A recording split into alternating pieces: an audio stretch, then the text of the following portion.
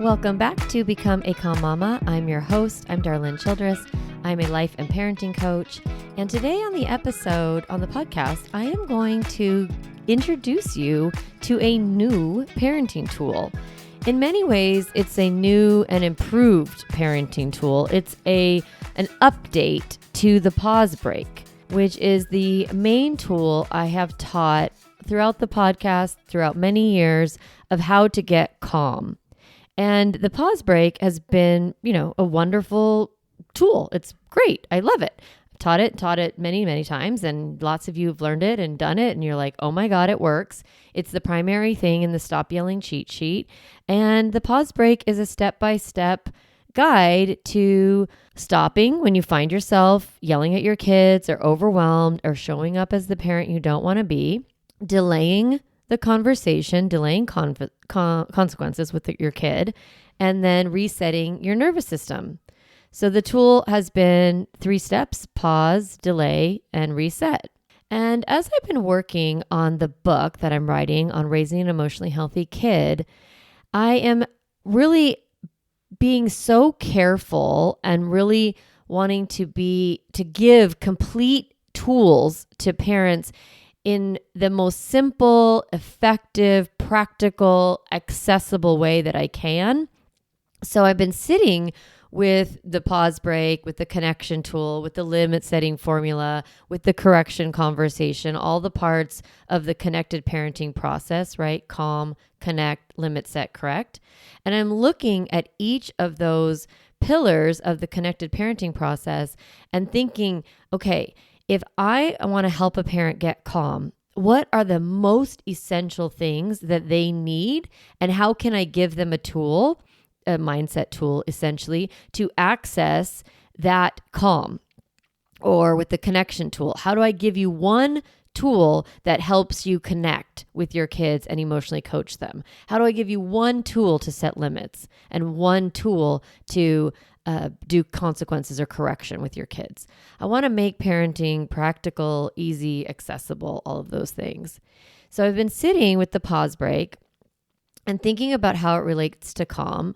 And I recognized that it was an incomplete tool, that in many ways I have this wonderful thing, pause, delay, reset, but it doesn't really tell you what to do exactly.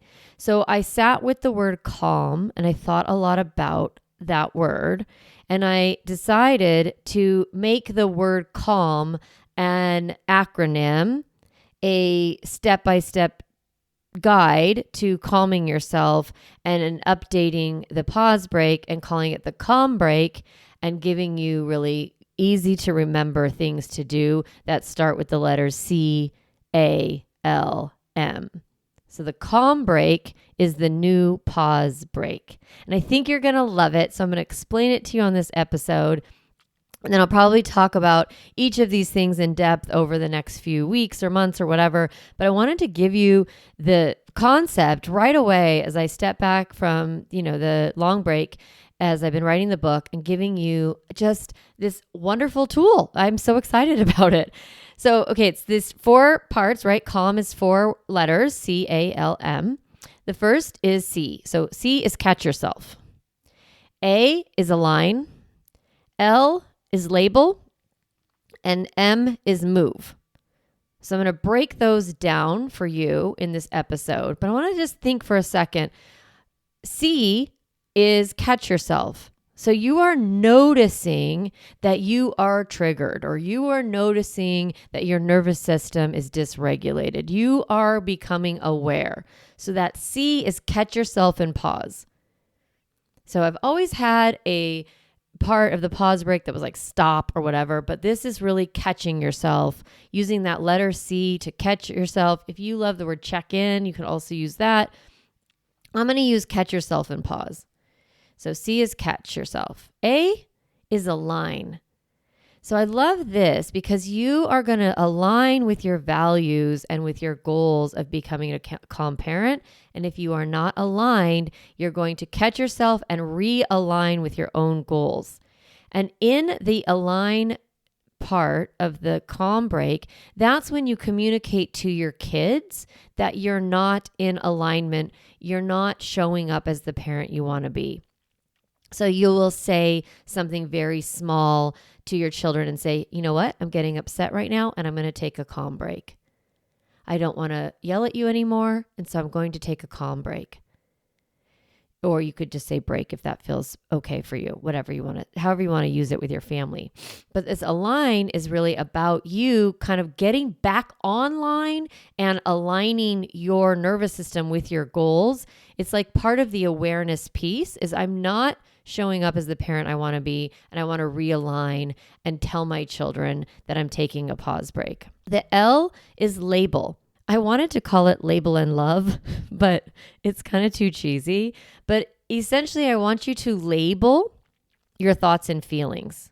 I want you to narrate and name, which is part of the connection tool. I want you to narrate for yourself what you're thinking and what's going on and name those feelings. So labeling your own thoughts and feelings. And I want you to do that with love and kindness.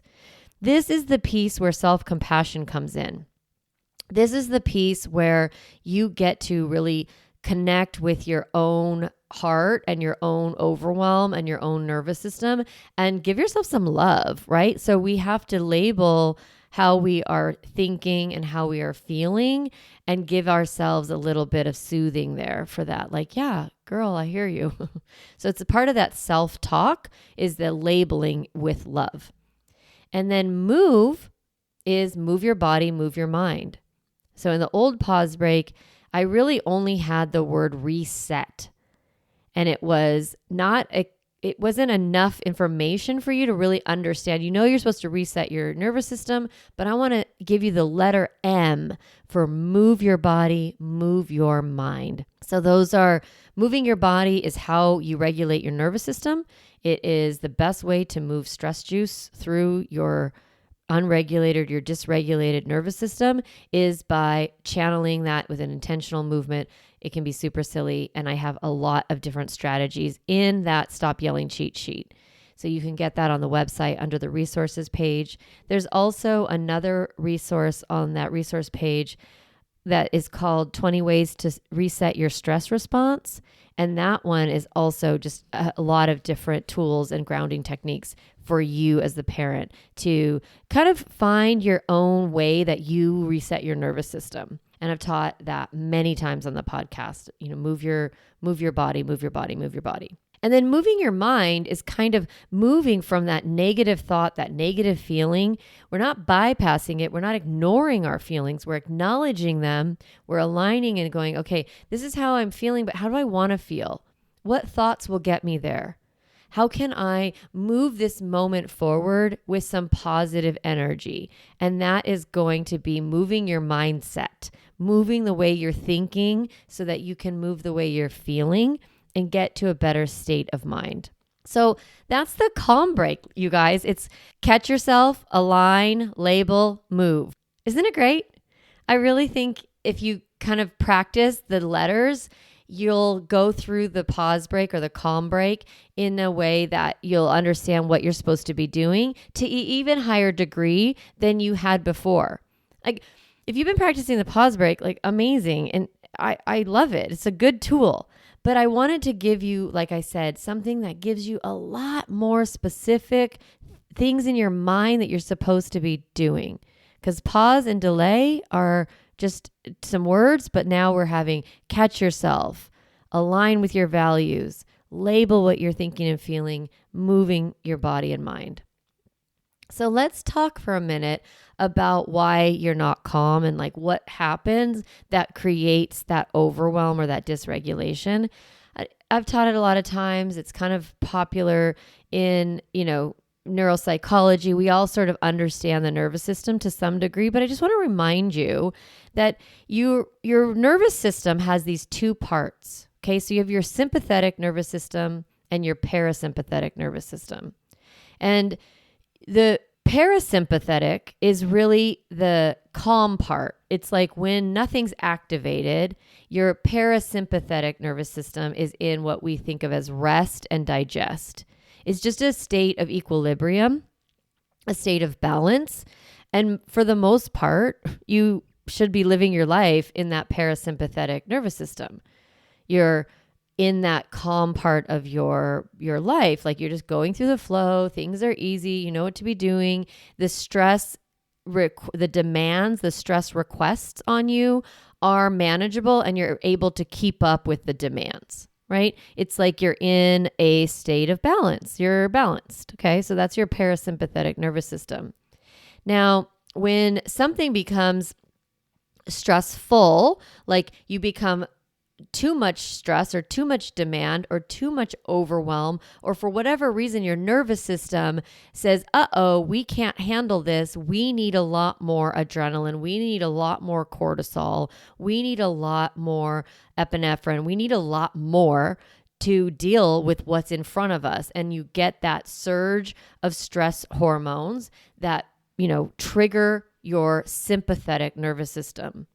That's that fight, flight, freeze, faint, fawn, right? We all have different kinds of ways, but in general, you either become activated or you shut down, right? You become that fight or that flight. So you need your stress response. Like you need your parasympathetic nervous system. It is helpful. It is useful. It's an important part of how to deal with things that come in your life. Like we need to have extra cortisol bursts sometimes, and we need to have a little bit of extra oomph in our nervous system so that we can deal with kind of all the stuff that's going on. But we're not supposed to stay in a state of activated nervous system all the time. The stressors in our life aren't supposed to outpace our ability to manage those stressors. But when you have kids, especially if you have more than one kid, but even just one kid, a child creates a lot of extra stressors on your nervous system.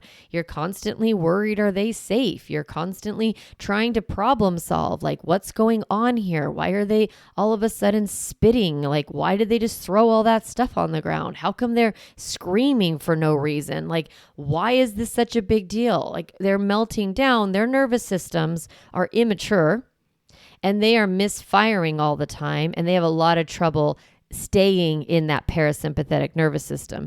They're like growing. And so they're kind of learning how to manage going back and forth between stress response and then parasympathetic. Like that's just part of having children around. But then you add the time, money, relationship drama, physical fatigue, your period, like all these different factors that come into place, work demands, a big mess, the dog takes a poop in the house, like, oh my God, all of a sudden it can feel so overwhelming and your nervous system is going to activate. So what would normally, if you have a parasympathetic nervous system, like somebody spills juice, or you realize they're getting a bad grade, or, a kid like hits you or something, half the time, or maybe more than that, you're fine. Like you handle it. You're like, don't do that. That's not okay. Or you're like, oh my God, I got to clean this up. Everyone go wait in the car. Like there's lots and lots of times that you're not activated. Like I want to just give you credit for the fact that you're not just a raging lunatic all the time. But there are moments when the stress response sort of takes over, and your brain tells you this is an emergency. We have to activate our stress response, and you're not really in your thinking brain anymore, right? That's when you need that calm break. The calm break is designed to get your parasympathetic nervous system back online, to manage the stress juice, push it through, and then get back to a state of equilibrium in real time. Like while you're in the middle of dealing with the I was going to say bullshit, like the stuff that comes up in being a parent. It is like, especially if they're under 10, it's just like cuckoo pants all the time. Under 5, forget it. If you have a kid under 5, especially if you have more than one, it is like, wait, what is happening right now? You've got kids climbing and jumping and throwing and spitting and punching and hitting. And it's just like, you're going to feel like you're going bananas. And you kind of are. Like your nervous system is not ready for those demands. The fun thing is actually you get better. The more you normalize the stage of life that you're in, the more you tell yourself a better story about the stage that you're in, the easier it will be when these really rough times come up. So being able to remind yourself, like that's what moving your mind is, like this is normal, this is temporary, kids are going to act out, this isn't a big problem, I can handle it.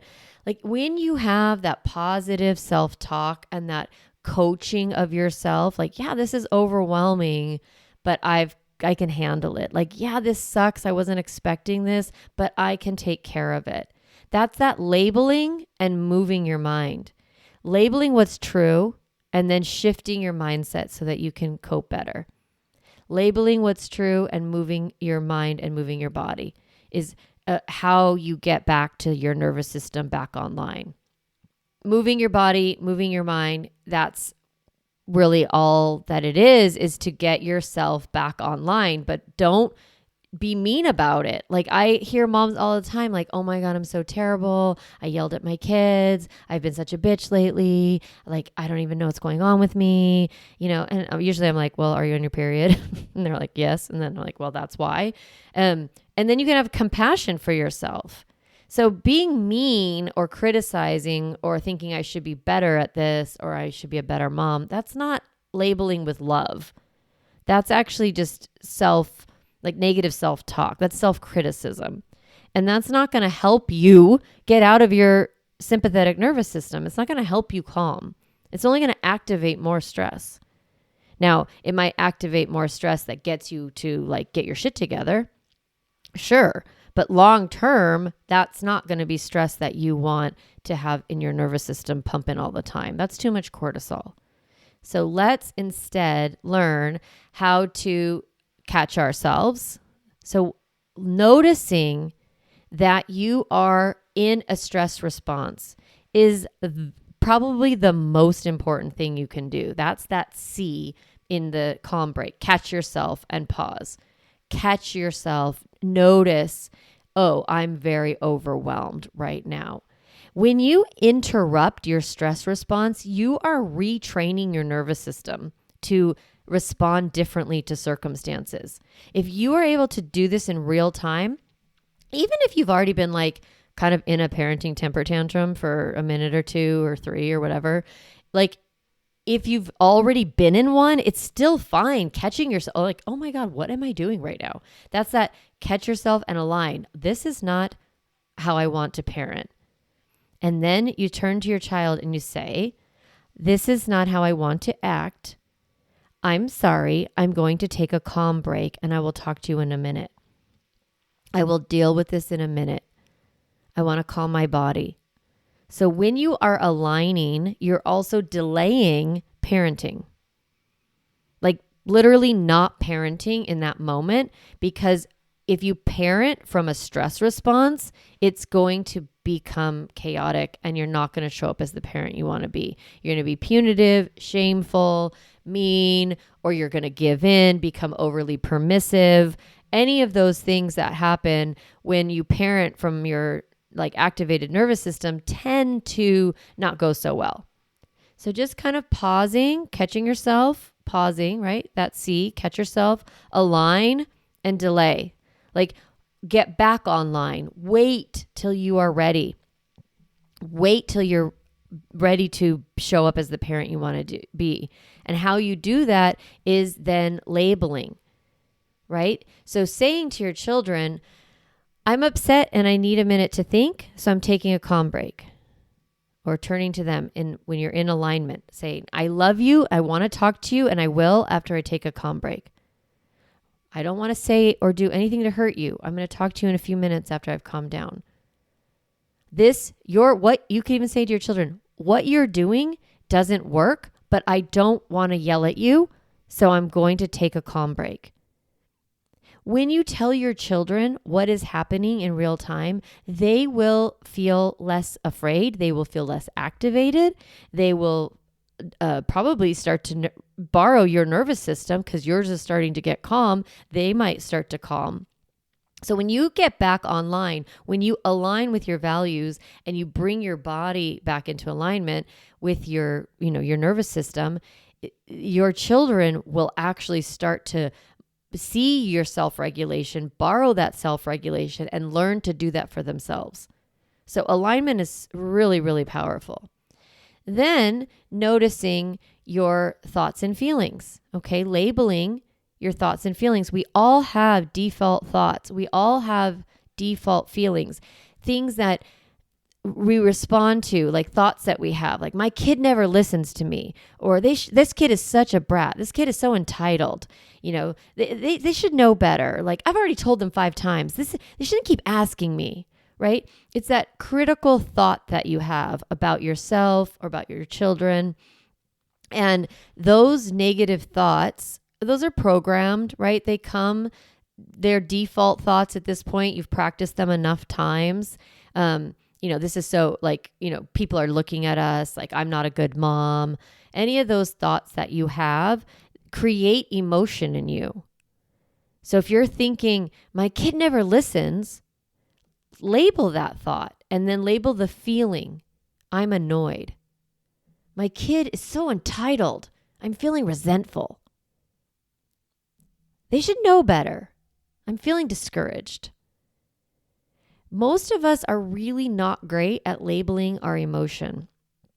We think that when we say, I feel that my child is being a brat, that's labeling a feeling, but that's a thought. The thought is, my child's a brat, or I'm thinking my child is a brat, or my child's being bratty. Okay, if you want to be more generous. And then the feeling I have when I'm thinking, God, my child's being so bratty, is I'm going to feel annoyed, right? If I'm like, oh my God, I've taught this 100 times, they should know better, I'm going to feel discouraged. So learning how to label your feelings and then give yourself a little love pat, yes, this is hard. This is frustrating. And then start to okay, but I can handle it. I can get through it. I can figure this out. This is temporary. I know what to do here, which is move my body. Going into a new set of feelings and a new set of thoughts requires intentional thinking. So if you need to move your body to get to that better mindset and shake it off or do a little shimmy shake or do some jumping jacks or clap your hands together or go drink some water, wash your hands, tidy up some pillows on the couch, doing something with your body will help you regulate your nervous system, push some of that stress juice out. And while you're doing that, you can be coaching yourself to better thoughts and feelings. So negative thoughts, that's often what triggers your stress response. So when you start to do some positive mindset work, when you start to work through some of your negative thoughts and actively choose new thoughts, you will feel different. So one of my favorite thoughts that I love is, this is normal. This is normal. This is normal for a 5-year-old, or this is normal for a family with a couple of kids, or this is a normal response to, this situation. A lot of times we judge our kids or our responses or how they're behaving, and we think that everyone else is better, or they all know better, or they have better kids than us. And it's I work with hundreds of families at this point. Everyone is pretty much the same. We all get overwhelmed, kids misbehave. This is all normal. So normalizing it can help you not be so overwhelmed or angry or frustrated. Another thought I love is this is temporary. It really helps me to remember that this is a moment in time and this is a lot, but it's going to end. This is temporary. This this big feeling cycle that the kid is having, they're going to end it. No child is still crying 4 years later, right? Not even 4 hours later. If they are crying for 4 hours, there's probably something physically wrong. Most big feeling cycles end within 10 minutes, even shorter. But in the middle of it, it will feel like it never will end. This is always happening, right? We go to like those extreme worst case scenario thoughts, and those get us stuck. So thinking this is temporary, this is normal, this is not an emergency. That's another one I like to think about a lot. Like nothing is an emergency here. Like I have plenty of time. Your brain will trick you that you have no time, that everything is a rush, everything is important. You've got to get out the door, like, or else. And then when I coach parents, I'm like, or else what? They're like, or else I'll be late. I'm like, and then what happens? Like, the teacher will get mad. I'm like, and then what will happen? And they're like, I don't know. I just don't like to be that type of person. And it's like, well, you're not that type of person most of the time. But in this moment, you might need a little extra time. Like somebody made up that school starts at 8:10. It's made up. It doesn't really matter. Like, of course, I want you to be respectful and be on time, and that helps kids be regulated, have smooth mornings, get them to school in time. They don't feel rushed. They get to join the class at the same time. The teacher, gets kicked off in the right way. Like, that's all really, really good. Like, I want you to have good morning routines. But if you feel like you can't take a pause break or a calm break, I'm going to go back and forth between the two because I have so many years of calling it the pause break. When you don't think you can take a calm break because you don't have any time, like, believe me, you're going to respond to your children in a way that escalates their behavior, dysregulates them further, and it's going to cost you time. Like, you have plenty of time. This is not an emergency. I can figure this out. So a lot of these thoughts that I'm offering to you can become your new default thoughts. And you just practice them. So eventually you won't need to take calm breaks. That's actually the goal, is that you become emotionally regulated and your nervous system is in your parasympathetic nervous system most of the time, that even when your kids misbehave or like crazy shit goes down in the morning or after school or at bedtime or whatever, you're able to be like, okay, I'm going to have to deal with this like pattern tomorrow. This is not going well. What's my goal here? Being calm. I'm going to stay in alignment. I'm going to move this moment along. I'm going to practice connection tool. I'm going to practice limit setting. I'm going to delay consequences for tomorrow. Like when you are working the whole connected parenting process, you will feel much calmer and your nervous system won't activate as much. When you feel confident that you can deal with misbehavior, you won't find it so overwhelming. When you know what to do with it, then you don't panic. You don't get upset. Now, of course, you're still going to have moments when you're trying to regulate your kid and they're just way too off balance. Like you can't get them back online and you get frustrated. Then I want you to catch yourself being frustrated, align with your values, let your kids know this isn't working. I'm not going to talk to you right now. I'm just going to get you, in your seatbelt. Or I'm going to close the door for a minute. I'm going to take a deep breath. I'm going to take a calm break. Labeling, what the heck is going on for you? This is so frustrating. I'm so overwhelmed. I wish this was easier. This is not great. I don't like this. Like you can have a little rant in that labeling. And then go to move though. Okay, I need to move my body. I'm going to do some jumping jacks. I'm going to clap my hands together. I'm going to drink some water. You're going to do something with your body. Not all those things, but just do one or two little things with your body. Just put your hands in the air and go, and then exhale. It will feel so much better. And then go, okay, I can deal with this later. This is not a problem. I'll figure this out. Let me get to this kid to school. So that's the calm break. I love it. I'm so excited. I can't wait for you to get this book into your hands. It's going to be so good. I'm really excited. It's like not everything in my brain, but so much of my brain and what I carry and like what I've taught on this podcast and what I've taught in my courses and with my clients is going to be in this book. And it's probably going to not be very expensive. So I'm so excited to be able, like, what if it's $20, right? Like spend $20. That's like less than you'd buy pajamas at Target, right? Here's $20. Here's a book. You can read this and you can learn how to raise an emotionally healthy kid who's also responsible while not losing your shit. Like, that's incredible. And I'm writing it in such a way that I want it to be short, like pretty succinct, and specific and like accessible so that you don't have to read this like giant parenting book. I want you to be able to like skim it almost and get it, or be able to hand it to your partner and say like, can you read these 7 pages? And then they get the connected parenting process. And you can be aligned. You can give it to grandparents like, or nannies or housekeepers or, babysitters, whoever. So anyway, I'm so excited. I still have so much work to do. But as I update these tools, I'm going to be updating you on the podcast, letting you know, like what to expect when you get the book so that you're like excited about it. Literally have no idea when it's coming out, but I know it will come out. It will be published, and someday you'll be able to have it in your hold it in your hands. I'm so happy about that. Okay.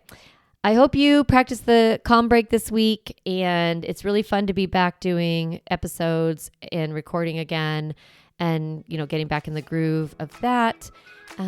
So yes, have a great week, and I will talk to you next time. Hey mama, if you enjoyed this podcast episode, I want to encourage you to do 2 things.